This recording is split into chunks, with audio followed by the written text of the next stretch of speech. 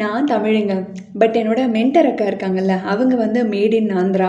அவங்களுக்கு வந்து தெலுங்கு மட்டும் தான் தெரியும். பட் அவங்கள வந்து இம்ப்ரெஸ் பண்ணணும், நெறைய பாசிட்டிவ் பாயிண்ட்ஸ் வாங்கணும் அப்படின்றதுக்காக நான் என்ன பண்ணுவேன்னா, நைட்லாம் உட்காந்து நம்ம அல்லு அர்ஜுன் படம், மகேஷ் பாபு படம் இதெல்லாம் பார்த்துட்டு, என் தெலுங்கு ஸ்கில்ஸ் எல்லாம் அப்ஸ்கில் பண்ணிட்டு, அக்காவ போய் இம்ப்ரெஸ் பண்ணலான்றதுக்காக அடுத்த நாள் வந்து "బాగా ఉంటావు, చాలా నచ్చింది" இந்த மாதிரிலாம் நெறைய விட்டு விட்டா போடுவேங்க.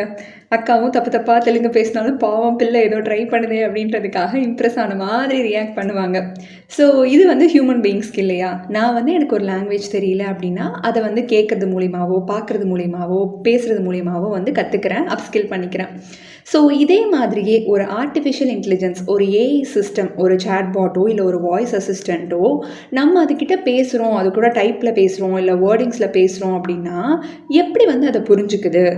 அப்படின்றத பத்தி படிக்கிறது தான் இன்னைக்கு செஷன்ல நம்ம பார்க்க போறோம்.